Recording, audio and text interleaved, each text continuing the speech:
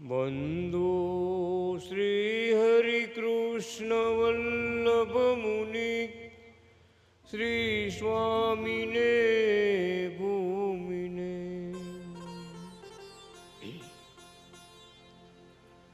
પરસી દંડવત પ્રણામ વંદન કરું શ્વેતાયન શ્રી હરિ ભક્તોને શરણાગતિ લઈ કરે સેવા નમું તેમને સાક્ષાત કૃષ્ણ અનાદિ સંત મૂર્તિ રક્ષા કરો તેમને જેણે ભારતમાં હિ પંડિત જનો વિદ્યા વડે જીત્યા વિશ્વમાં નિજ શાસ્ત્ર ગ્રંથન વડે વિદ્વજનો બોધ્યા દિવ્યમ જ્ઞાન સમર્પી ભૂમિજનને ભક્તિ વડે તાર્યા આપ શ્રી પરમેશને હૃદયે ધરું બ્રહ્મે હૃદય ધાર્યા નમો કરોડો રૂપધારી અનાદિ શ્રી કૃષ્ણને અનંત શક્તિ વ્યતિરેક દર્શને નમો જડે ચેતને વ્યાપીને પ્રિય કલ્યાણ મૂર્તિ જનસેવીને નમો નમઃ કલ્યાણ મૂર્તિ જનસેવીને નમો નમઃ ઓમ અનાદિ કૃષ્ણ નારાયણાય નમો નમઃ ઓમ શ્રી શ્વેતાયન વ્યાસ હરિને નમો નમઃ ઓમ શ્રી લક્ષ્મી નારાયણ સંહિતા ભગવાનને નમો નમઃ ઓમ શ્રી હરિ શરણાગતિ સંત મુક્ત મંડળને નમો નમઃ શ્રી લક્ષ્મી નારાયણ સંહિતા ની કથા આપણે સાંભળી રહ્યા છે.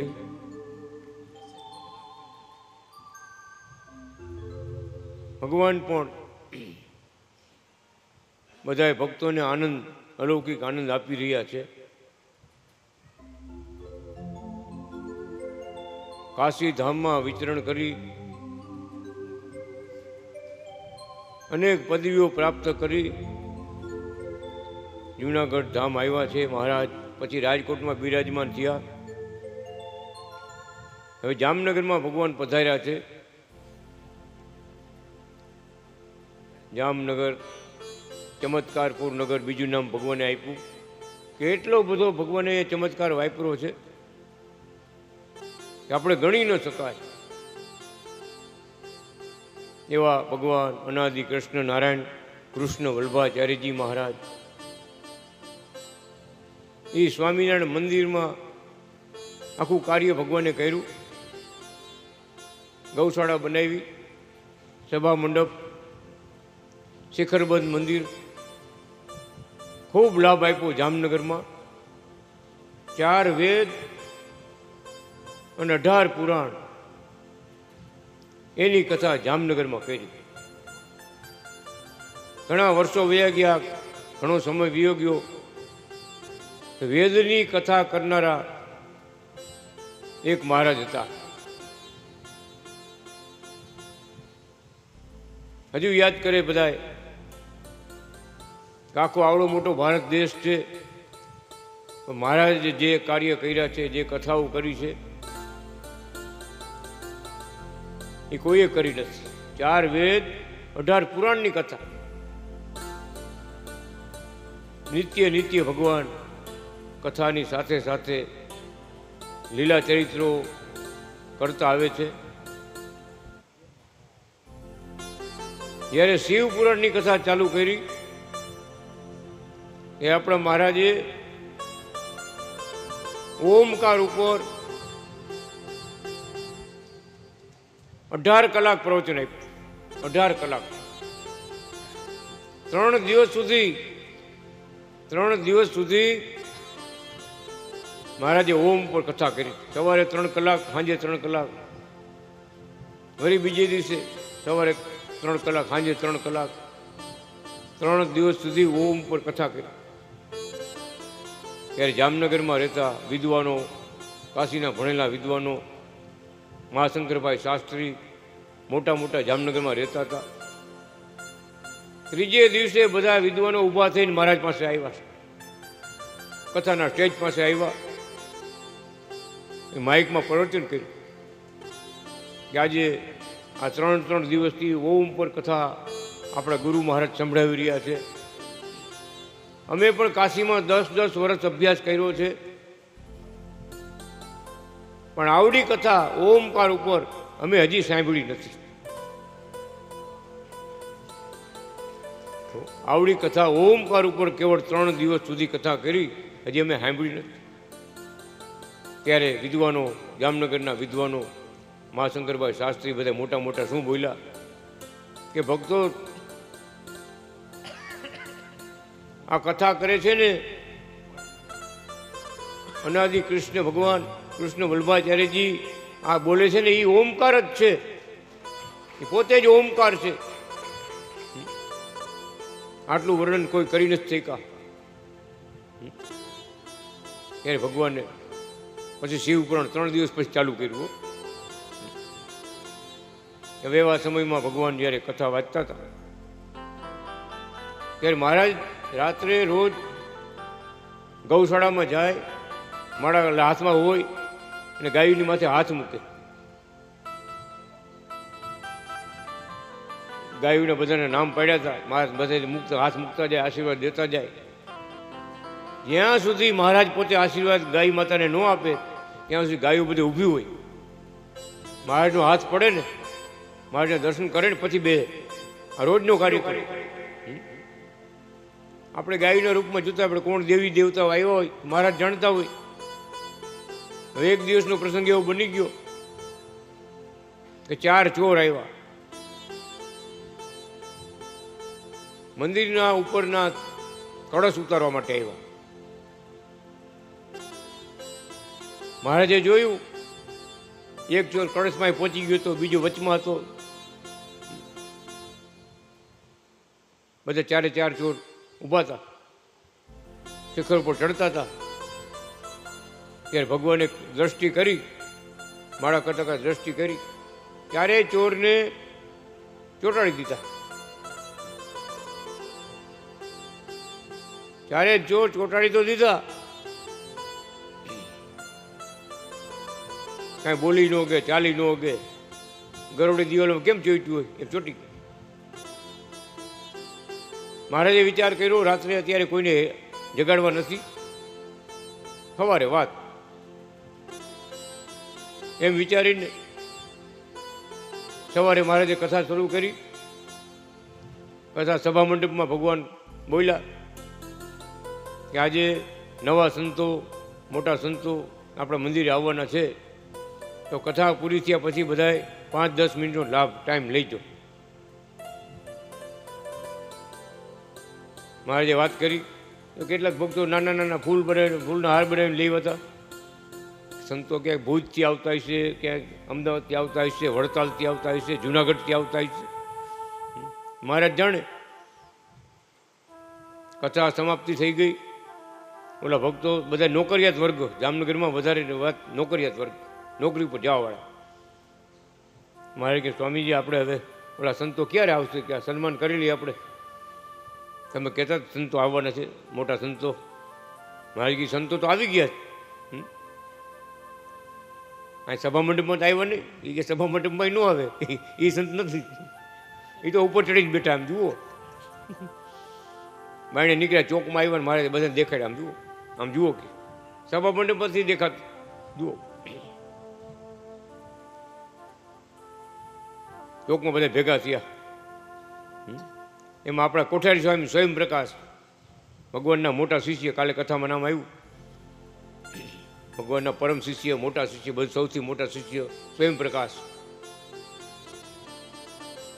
સ્વયં પ્રકાશ પોતે વાસુદેવ નારાયણનો અવતાર. ભગવાન લખી આ ગ્રંથમાં, વાસુદેવ નારાયણનો અવતાર એ પોતે સ્વયં પ્રકાશ. વિચાર તો કરો, વાસુદેવ નારાયણ એટલે શું? મોટા મોટા બધા ભગવાનને સેવવા માટે એવા આ પૃથ્વી પર આવ્યા હતા, ભગવાનની હાઈરે. બ્રહ્મા, વિષ્ણુ ને શિવ એ પણ ભગવાન હતા ત્યારે આપણા મંડળમાં હતા બધા.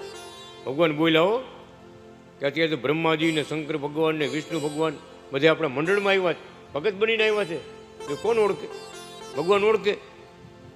પણ ભગવાનનો ધ્વજ ફરકાવવા, અનાદિ કૃષ્ણ નારાયણના ડંકા વગાડવા, મહારાજને રાજી કરવા, અનાદિ કૃષ્ણને રાજી કરવા દેવી દેવતાઓ બધા અવતાર થઈ રહ્યા હતા.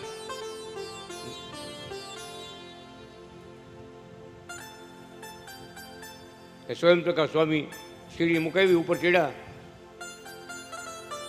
બધાથી મજબૂત ઉપર તો ચડ્યા. પણ નીચે એક હતો ને જાસૂસી કરતો હતો, એને ઉખેડ વગેરે એ ન ઉખડે પેલો જ. વર્ષે રેપડેપ થઈ ગયા ખેંચી ખેંચીનો. સત્ય હકીકત બની ગઈ જામનગરમાં. સ્વામી નીચે આવ્યા, એટલે થોડાક આમ છોપ થાય ને, સારો હું આવડો મોટો મજબૂત ઉખડી જોઈ ગોલા ચોર. નીચે આવીને મહારાજને કીધું, મહારાજ નથી ઉખડતું, ઉખડતા નથી, એકી ઉખડતા નથી. શરૂઆતમાં જેવું થયું. અનાદિ કૃષ્ણ ભગવાન શું બોલે છે ભક્તો કે સ્વામી અમારા ચોંટાડેલા હોય ને એને કોઈ ઉખડી ન ઓકે. હા, એને કોઈ ઉખડી ન ઓકે. અંગૂઠો બોળીને પાણી આપ્યું, લોટામાં અંગૂઠું બોળીને પાણી આપ્યું, જાઓ એક એકને છાંટજો, એક એકને પકડી પકડી નીચે લઈ આવો. સ્વામી ગયા ને પાણી છાંટ્યું, એક એકને પકડી પકડી નીચે લાવ્યા. ચારને ચોકમાં ભેગા થયા. ચારેય જણાને ભગવાને એને દેખવાની શક્તિ લઈ લીધી. આંખું આપણા જેવી દેખાય બધાને. પછી આંધળા ભીત થઈ ગયા, આંધળા થઈ ગયા, આંધળા કરી દીધા ભગવાન. ઓલા કરગરવા માંડ્યા કે ગુરુજી પેલા અમને દેખતા કરો, અમારે આંખું દેખતા કરો, અમે દેખતા નથી કાંઈ. આંધળા ભીત હતા. આજે હાથ ફેરવો, દેખતા થયા. ભગવાન કહેવા માંડ્યા કે ભલામણા કોઈ મોટા શેઠ સાહુકારો એની ઘરે ચોરી કરવા જવાય. અહીં ભગવાનના મંદિરમાં તો સેવા કરવાની હોય, મંદિરમાં તો સેવા કરી, અહીંયા ચોરી કરવાની હોય. ત્યારે એ બોલા ચોર શું કહે કે મહારાજ અમે આ ઓલા મંદિર આ જે એ બધા મંદિરના કળશ અમે જ ઉતારે ચોર્યા છે.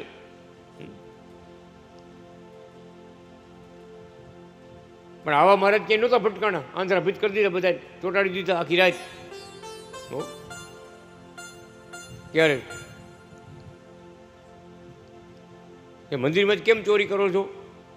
તો કે ભગવાન દયાળુ છે ને, ના નો પડે, લઈ જા.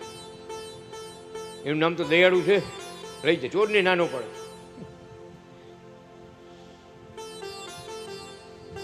પછી ભગવાન ભાઈ માફી માગવા માંડ્યા મહારાજ કે બોલો મહારાજ કે હવે ચોરી કરવી છે, બધી રીતે ના પડે, હરિભગત થવું છે તો હા મા બાપ મન કંઠી પહેરાવો બધાને. બધાને ચાર ચોરને મહારાજે કંઠી પહેરાવી, હરિભગત બનાવ્યા. એવડું જીવનમાં પરિવર્તન આવી ગયું. ત્યારથી જામનગરમાં કહેવત પડી ગઈ કે જામનગરમાં કૃષ્ણ વલ્લભાચાર્યજીએ ગધેડાની ગાયું કરી. ગધેડા હતા એને ગાયું કરી દીધું. ભગવાનનો યોગ કેવો જીવો તો ખરા. જેમ વાત કરીએ એમ ગમે એવો પાપી હોય તો ભગવાનને ચરણે આવે તો ભગવાન કે પાપ બળીને ભસ્મ થઈ જાય. એવા દયાળુ મહારાજ છે, શરણે આવવો જોઈએ.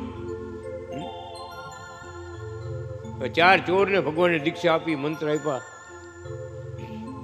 ચાર ચોર મોટા વેપારી થયા જામનગરમાં. મોટા વેપારી થયા, બહુ પૈસાવાળા થયા.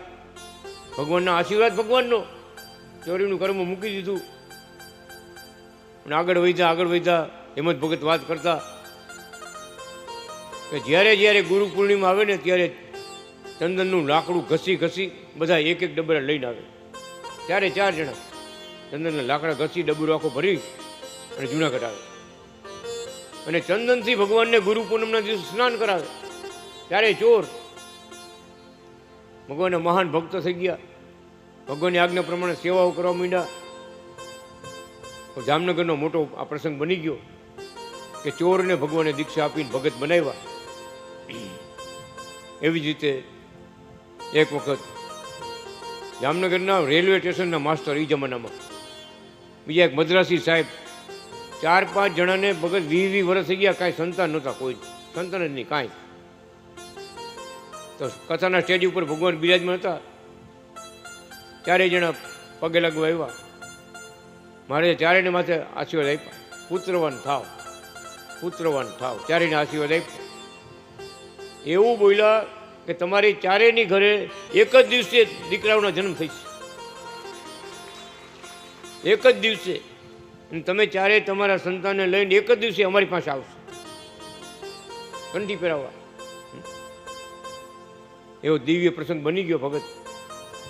બધાની ઘરે એક જ દિવસે જન્મ છે દીકરા. 20 વર્ષ વયા ગયા પછી મહારાજના આશીર્વાદથી દીકરાના જન્મ થયા. મોટા સાહેબ લોકોનો, બહુ મોટા માણસો. અને એક જ દિવસે ભગવાન પાસે કંઠી પહેરાવા આવ્યા. જે બોલ્યા વચન એ પ્રમાણે બધું થતું આવ્યું. એમ અપાર પ્રતાપ ભગવાન વાપરતા આવે છે. અને મોટો પરચો આપણે હાવ જાણી છીએ ઝવેરબાઈનો. ઝવેરબાઈને કચ્છના હતા, જામનગરમાં શાસ્ત્રી હતા. હજી એનો પરિવાર છે બધા. એને એવી ટેક હતી કે પર પુરુષનો સ્પર્શ ન થાય, પોતાના પતિ સિવાય બીજા કોઈ પુરુષનો એને સ્પર્શ ન થાય. આવી ટેક હતી અને જીવન જીવતા હતા, ધર્મ પાળતા હતા. અને એના આંખમાં દુઃખ આવ્યું, તકલીફ આવી, આંખમાં જામરવા થયો. દવાખાને જવું પડે, બતાવવા ગયા. ડૉક્ટરે કીધું ઓપરેશન કરાવવું પડશે. એ પોતાની ટેક હતી, ધર્મ સંકટ આવ્યું. પોતે ચિઠ્ઠી લખીને મોકલાવી આપણે મહારાજને કે મહારાજ મારી ટેક તમે રાખજો. આવી રીતે છે. ડૉક્ટર કે ઓપરેશનમાં તો બાયું આવે, ભાઈઓ આવે, કોણ આવે કેને ખબર છે. ત્યારે ભગવાને પોતે ચિઠ્ઠી વાંચી, દર્શન આપવા બધાર્યા.